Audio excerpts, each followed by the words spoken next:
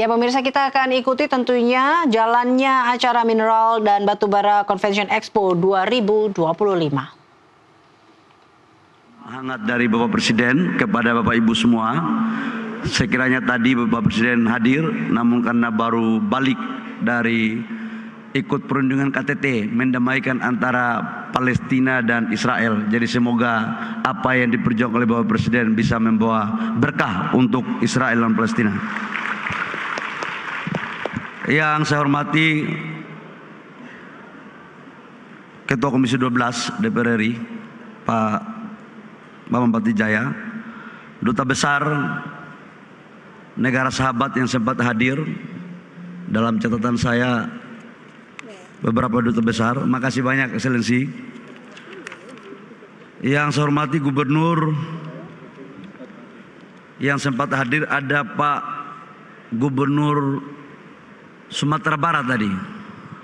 Oh ya, Sumatera Barat, kemudian Gubernur Kalimantan Timur, ada Gubernur NTT, Kakak Melki Lakalena.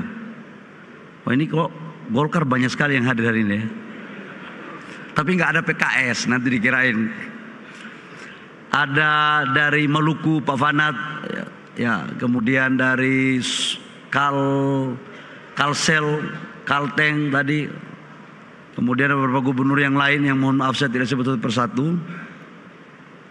Yang saya hormati Menteri SDM terdahulu, Pak Jero Wacik. Saya penerus Bapak, Pak. Menteri SDM tetap Bapak, saya penerus saja. Berikan aplaus untuk Pak Jero Wacik. Jadi teman-teman Minerba, kalau tidak semangat ada yang keliru. Kita punya senior aja datang gitu. Pak Wakil Menteri SDM, Pak Yuliot, dan Wakil-Wakil Menteri SDM terdahulu yang saya hormati, Ketua Panitia Pak Resvani dan seluruh tim, Ketua-Ketua Asosiasi di sektor pertambangan yang saya hormati, seluruh pejabat yang hadir, kementerian lembaga atau yang mewakili, Bapak Ibu semua hadirin yang saya mohon maaf tidak sebut satu persatu. Pertama, marilah kita panjatkan puji syukur kita kepada Allah Subhanahu wa taala atas limpahan rahmat kasih sayangnya pada pagi hari ini kita dapat berkumpul di tempat ini dalam rangka mengikuti acara ini dengan tema Driving Sustainability Growth Through Innovation and Collaboration. Ini baru pertama kali ya Pak ya. Karena itu saya ucapkan selamat atas inovasi ini. Paten juga Bapak ini. Saya nggak boleh bercanda terlalu banyak, karena jangankan omongan saya, tangan saya pun bisa jadi viral soalnya. Jadi saya harus berhati-hati. Pak Gubernur NTT, saya mencoba untuk belajar agar lebih hati-hati. Ini, Bapak Ibu semua, kita tahu bahwa kondisi global, baik dalam konteks geopolitik maupun geoekonomi, tidak dalam kondisi yang baik-baik saja. Kita lihat ketegangan politik di Timur Tengah, mudah-mudahan bisa segera selesai. Perang dagang juga terjadi, yang awalnya antara China dan Amerika, tapi kemudian melebar ke beberapa negara yang lain. Masing-masing negara mulai memasang strategi untuk bagaimana bisa memproteksi industri dan pertumbuhan domestiknya. Itu juga terdampak pada negara kita. Artinya apa yang saya mau sampaikan, hari ini di dunia manapun setiap pimpinan negara atau pemerintahannya selalu berpikir untuk memprioritaskan pembangunan negaranya ketimbang yang lain. Ini adalah sebuah hal yang terjadi. Di sisi lain, komitmen transisi energi menjadi bagian yang tak terpisahkan dalam Paris Agreement. Tapi kemudian ada beberapa negara juga yang mencoba untuk mengulur atau bahkan mengundurkan diri daripada konsensus itu. Tetapi Indonesia saya pikir atas perintah Bapak Presiden Prabowo dalam pidato di sidang PBB kemarin akan tetap konsisten untuk melakukan transisi energi sebagai bagian daripada upaya untuk menyelamatkan bumi. Bapak Ibu semua, saya harus mengatakan bahwa negara kita sebagai salah satu negara yang mempunyai sumber daya alam di sektor minerba yang paling banyak.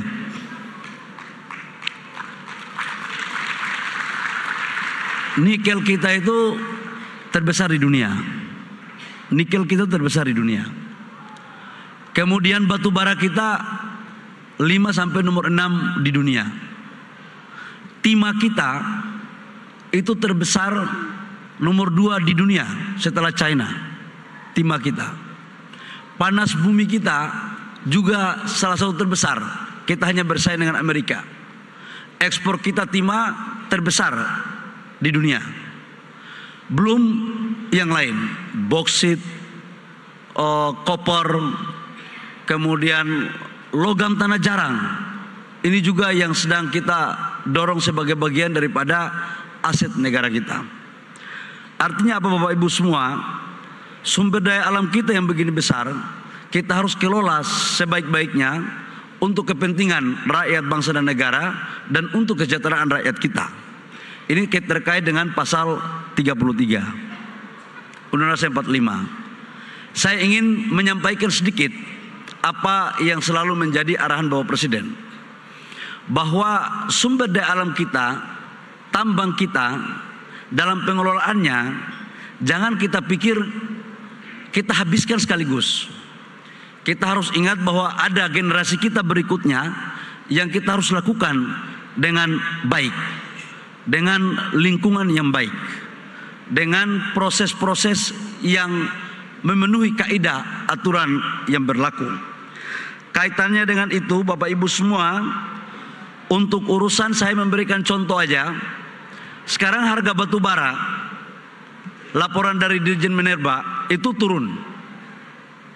Asosiasi juga pasti merasakan ini. Sementara OPEX naik, profit tinggal kecil. Kenapa Bapak Ibu seperti ini? Total konsumsi batu bara dunia dalam catatan yang disampaikan kepada saya itu totalnya kurang lebih sekitar 8 sampai 9 miliar ton per tahun. Tetapi yang diperdagangkan itu, yang tradingnya itu kurang lebih sekitar 1,3 sampai 1,4 miliar ton per tahun. Indonesia sendiri di dalam RKAB 2025 itu lebih dari 800 sampai 900 juta ton.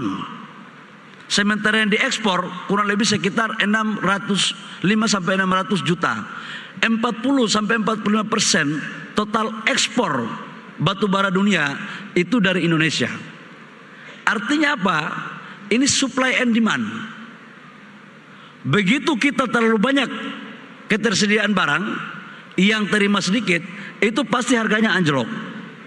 Maka kemarin dari DPR mengusulkan di dalam rapat kerja dengan SDM bahwa kita akan melakukan evaluasi terhadap sistem RKAB dari 3 tahun menjadi 1 tahun dengan memperhatikan volume agar nilai batu bara dunia dapat kita juga ikut mengendalikan dari Indonesia. Ini Bapak Ibu semua yang perlu saya sampaikan. Yang kedua, kita berbicara tentang hilirisasi. Tidak ada dunia sekarang ini, negara di dunia yang mempunyai sumber daya alam banyak, yang kemudian mereka menjadi negara maju tanpa ada hilirisasi dan industrialisasi. Tetapi model seperti ini pasti banyak yang menentang. Saya mengambil satu contoh kecil. Ketika kita pertama menyetop ekspor or nikel. Nikel ini menjadi salah satu komoditas strategis yang mempunyai nilai bargaining tinggi. Ekspor kita di 2017-2018 dari komoditas nikel itu sekitar 3,3 miliar US dollar. Kita menyetop ore nikel, kita menyetop ekspornya, kita bangun industrinya. 2023, 2024 total ekspor kita dari sektor nikel itu sudah mencapai 35 sampai 40 miliar US dollar. Naiknya 10 kali lipat lebih. Dan ini adalah betul-betul sebagai bentuk kehadiran pemerintah dalam membangun roadmap pengelolaan sumber daya alam kita yang berbasis nilai tambah dan menciptakan lapangan pekerjaan dan pertumbuhan ekonomi daerah. Ini yang terus kita lakukan Bapak Ibu semua. Ini baru dari sektor nikel, ekosistem baterai mobil kita bangun. Kemudian dari sektor tembaga. Dulu kita tidak bisa mengecek, waktu menterinya Pak Jero Wacik, dulu konsentrat Freeport itu kita ekspor mentahnya aja. Kita nggak bisa tahu berapa emas dan tembaga yang ada di situ. Nah sekarang dengan konsep hilirisasi kita mampu melahirkan smelter yang sekarang sudah dibangun di Freeport, bangun di Gresik, total investasinya 3 miliar US dollar, dan itu adalah pabrik smelter single line pertama terbesar di dunia. Dan itu adalah upaya yang dilakukan oleh pemerintah. Sekarang dari 3 juta konsentrat Freeport itu melahirkan kurang lebih sekitar 50-60 ton emas di Aman. Tadi saya lihat ada direktur Aman tadi. Aman itu 900.000 konsentrat, hampir 1 juta konsentrat, itu mampu menghasilkan emas 18-20 ton. Dulunya ini nggak ada. Inilah kekayaan kita yang harus kita kelola secara baik, Bapak Ibu semua. Sekarang kita lagi dorong untuk boksit. Kita juga harus membangun hilirisasi. Dan hilirisasi ini adalah kata kunci untuk menciptakan lapangan pekerjaan. Boksit kita itu kalau di slide yang hijau, yang biru-biru itu industrinya sudah ada dalam negeri. Yang putih-putihnya itu belum ada. Ini terus kita akan dorong. Dan percayalah Bapak Ibu semua, ketika Indonesia mulai menuju kepada jalur yang sudah direncanakan dengan baik, pasti ada yang tidak nyaman. Pasti ada yang tidak nyaman. Baik dari kelompok luar maupun mungkin ada kelompok dari dalam. Tetapi untuk menjalankan arahan Bapak Presiden, sekali lagi saya katakan bahwa jangankan selangkah, sejengkal pun saya akan tidak mundur untuk menghadapi hal-hal yang seperti ini. Karena ini menyangkut dengan kedaulatan bangsa kita Bapak Ibu semua. Banyak yang datang lobby ke saya agar membuka ekspor, keran ekspor barang mentah. Saya katakan kalau begini terus, apa bedanya kita di zaman VOC dengan sekarang? Dulu di zaman VOC itu kan mengambil barang mentah kita, dibawa ke luar, mereka olah di luar, nilai tambahnya di luar, baru dibawa lagi ke dalam negeri ke kita. Kita ini sekolah sampai udah nggak tahu lagi sampai di mana gitu. Masa cara-cara lama mau dipakai lagi untuk sekarang? Saya katakan bahwa stop, kita harus masuk lembaran baru untuk kebaikan rakyat, bangsa dan negara. Ini Bapak Ibu semua, sudah nggak ada lagi pintu yang harus kita buka. Yang ada sekarang itulah kita butuh kolaborasi. Kita panggil semua teman-teman. Saya sebelum masuk menjadi menteri, saya juga adalah pengusaha. Ya, waktu saya jadi pengusaha juga main di sektor pertambangan. Saya tahulah kelakuan teman-teman di saat saya masih jadi pengusaha. Tidak ada pengusaha hebat di dunia Republik ini terkecuali pengusaha yang pertama mampu mensiasati aturan, yang kedua mampu menaklukkan pejabat. Dan itu cara-cara kita dulu. Tapi saya mohon cara-cara lama kita harus tinggalkan untuk kebaikan rakyat, bangsa, dan negara. Dalam konteks penataan ini, untuk menyangkut dengan hilirisasi, kemarin kami sudah memutuskan ada sekitar 18-20 proyek yang kami serahkan kepada Danantara, yang total investasinya kurang lebih sekitar 38 miliar US dollar, dengan rupiahnya itu kurang lebih sekitar 618 triliun rupiah. Itu sudah kita kasih, dan ini mampu menciptakan lapangan pekerjaan yang cukup besar, hampir 300.000, dan itu di sektor langsung. Di sektor tidak langsungnya, dalam teori ekonomi dari Prof. Erani, sekjen saya sekarang, itu dia mengatakan 3 kali sampai 4 kali lipat, berarti ada 1 juta lebih. Dan ini adalah cara kehadiran negara untuk mendorong program agar bisa melakukan pemerataan pertumbuhan ekonomi di wilayah-wilayah. Ekonomi kita nggak boleh tumbuh di Jakarta, harus di daerah. Caranya apa? hilirisasi. Kalau tanpa ini Bapak Ibu semua, saya pikir kita akan susah untuk mencapai percepatan pembangunan. Khusus untuk persoalan izin-izin, saya mau sampaikan di Undang-Undang Minerba yang baru, Bapak Ibu semua, kita pingin tambang ini dikelola dengan berkelanjutan. Lingkungan kita harus jaga. Aset negara ini kita harus meninggalkan juga warisan yang baik untuk generasi anak muda. Kemarin ada terjadi perdebatan panjang di publik menyangkut dengan 190 IUP yang ditangguhkan oleh Dirjen Minerba. Saya ingin menyampaikan dan saya ingin memakai forum ini kepada gubernur, wali kota dan semua teman-teman pengusaha. Itu sebenarnya adalah bagian daripada syarat yang disampaikan oleh Dirjen Minerba agar seluruh teman-teman yang mempunyai IUP yang mengajukan RKAB tolong kasih dana jaminan reklamasi. Jaminan reklamasi. Sebab kalau tidak dipakai jaminan reklamasi, syukur alhamdulillah kalau teman-teman pengusaha semua punya hati yang tulus. Itu alhamdulillah syukur.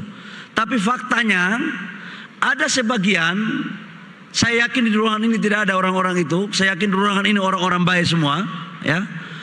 Ada sebagian yang habis tambang tidak melakukan reklamasi. Terus siapa yang akan melakukan reklamasi ini? Saya mohon maaf Pak Ketua Umum Kadin yang saya hormati. Ini penting ini. Pak Ketua Umum Kadin ini kan anggotanya banyak. Kita berikan aplaus kepada Pak Anin, ya. Ini Pak Ketum Kadin ini kan banyak anggotanya yang main di tambang. Kelihatannya Pak Ketum Kadin juga tambangnya besar kelihatannya. Tapi ini sangat taat tertib aturan gitu. Jadi banyak yang tidak melakukan reklamasi. Kalau tidak ada jaminan reklamasi, terus habis nambang, pasca tambang tidak reklamasi, siapa yang mau tanggung jawab ini? Itulah sebenarnya. Jadi begitu teman-teman membayar jaminan reklamasi selesai, maka udah jalankan aja, tidak ada soal. Jadi ini penting. Ada saya baca di sosmed katanya ini menyusahkan orang. Jangan kelakuan kita membuat staf di Minerba diperiksa oleh aparat penegak hukum. Udah berapa Pak Tri sekarang? Anak buahmu kamu yang sudah masuk pesantren. Sudah tujuh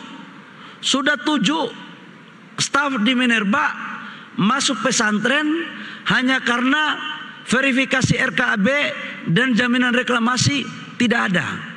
Saya tidak pingin saya jadi menteri yang model-model begini, staf-staf saya masuk pesantren karena kelalaian dari yang lain. Nggak mau saya. Nggak mau saya. Dan saya pingin untuk kita sama-sama Bapak Ibu semua.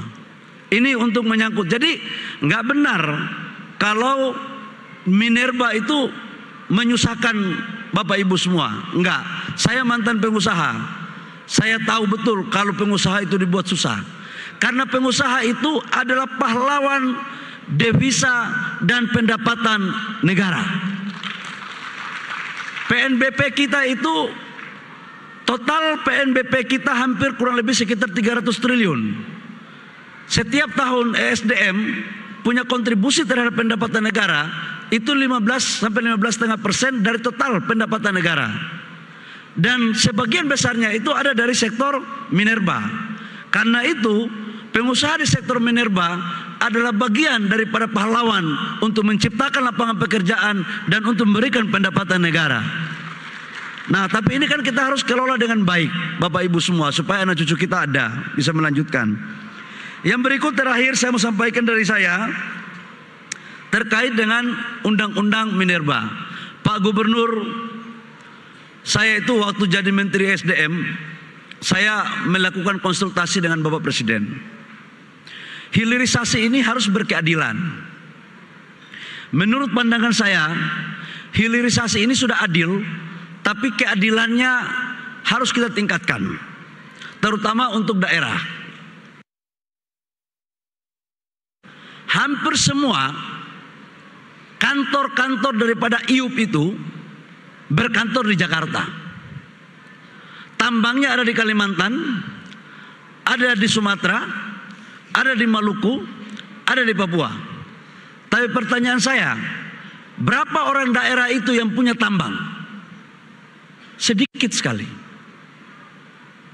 Proses untuk bagaimana mendapatkan IUP dengan undang-undang lama itu semuanya harus lewat tender dengan syarat yang begitu ketat. Maka ruang untuk melakukan retribusi terhadap pengelolaan IUP itu ruangnya sangat tidak besar bagi orang daerah. Atas arahan Bapak Presiden, beliau menyampaikan bahwa harus ada adil. Jangan dikelola hanya kelompok itu saja. Harus dilakukan retribusi. Maka kami melalui revisi undang-undang, saya terima kasih kepada DPR, undang-undang Minerba sudah ada. Kita memberikan prioritas IUP kepada UMKM, koperasi dan BUMD. Itu dengan pemberian prioritas yang bisa dilalui tanpa mekanisme yang selama ini terjadi. Tapi itu kita berikan hanya untuk UMKM daerah, bukan UMKM Jakarta. Itu. Jadi Pak Gubernur ini harus dicek. Contoh Gubernur Kaltim mau UMKM-nya dari Kalimantan Timur, kabupaten apa yang paling banyak tambahnya di sana? Yang di pemekaran dari ibu kota provinsi, Kutai. Kalau kita mau kasih UMKM Kutai, itu harus orang Kutai, kantornya di Kutai, KTP-nya di Kutai. Jangan orang Kutai yang mohon maaf kantornya di Jakarta, sudah besar di Jakarta. Kita harus jadikan orang daerah menjadi tuan di negerinya sendiri. Ini supaya ada pemerataan. Itu juga terjadi di daerah yang lain. Bapak Ibu semua, ini adalah bagian daripada implementasi penterjemahan daripada pasal 33. Saya memberikan informasi lagi terkait dengan di sektor energi. Kita memberikan contoh. Impor kita sekarang untuk LPG, total konsumsi kita 8,6 juta ton per tahun. Kapasitas produksi kita hanya 1,3 juta ton per tahun. Impor kita kurang lebih sekitar 6,5 sampai 7 juta ton. Sementara gas kita itu untuk bahan baku LPG itu tidak banyak. Maka kita akan kelola untuk mendorong hilirisasi lewat DME, batubara low kalori. Dan ke depan batubara ini tidak hanya dipakai untuk bahan bakar daripada smelter atau power plant, tapi juga menjadi substitusi untuk membangun DME. Ini salah satu contoh yang kita akan berikan, kita akan lakukan untuk bisa kita dorong ke sana. Terakhir Bapak Ibu semua, menyangkut dengan sumur rakyat. Lifting kita ini sekarang, lifting kita di target APBN 605.000 barel per day. Dan alhamdulillah lifting kita sekarang menurut laporan dari Kepala SKK Migas dan dari Dirjen Migas yang baru, Pak Laode ya, mana Laode, ada nggak tidak? Oh ada. Itu sudah alhamdulillah nih, sudah mencapai rata-rata sekarang dari September ke Oktober sudah 619.000 barel per day. Tetapi kalau dari Januari sampai dengan bulan Oktober tanggal 5 sudah rata-rata kurang lebih sekitar 605.000 sampai 607.000 barel per day. Artinya target APBN sudah kita lampaui di 2025. Nah, ini sumur-sumur rakyat yang selama ini sebelum Indonesia merdeka sumur-sumur rakyat ini sudah ada. Pasca pun begitu. Tetapi mereka kelola sumur-sumur minyak ini dikejar oleh oknum-oknum. Mohon maaf karena memang mereka nggak punya legalitas. Nah, kita bagaimana caranya agar pendapatan masyarakat naik, penciptaan lapangan pekerjaan naik, dan lifting naik? Maka kita membuat terobosan untuk sumur-sumur rakyat yang ada di kabupaten-kabupaten, di provinsi-provinsi penghasil minyak yang selama ini izinnya belum ada, lewat peraturan Menteri kita memberikan izin untuk mereka dan sekaligus untuk menciptakan lapangan pekerjaan untuk di daerah masing-masing. Sehingga mereka tidak dikejar-kejar lagi. Dengan demikian, saya ucapkan terima kasih atas kehadiran Bapak Ibu semua, dan untuk panitia saya sangat mengapresiasi acara ini. Tadi saya lihat ada anak-anak TK juga ya. Mudah-mudahan mereka suatu saat menjadi pengusaha tambang yang baik. Ini adalah sebuah edukasi yang positif. Saya senang acara ini karena ini baru pertama. Insya Allah untuk acara berikut untuk Minerba kita akan berusaha bersama-sama agar Presiden bisa hadir di acara-acara seperti ini. Baik, terima kasih, kurang lebihnya mohon maaf. Wabillahi taufiq wal hidayah. Wassalamualaikum warahmatullahi wabarakatuh. Shalom, Om Santi Santi Om, Namo Buddhaya, salam kebajikan.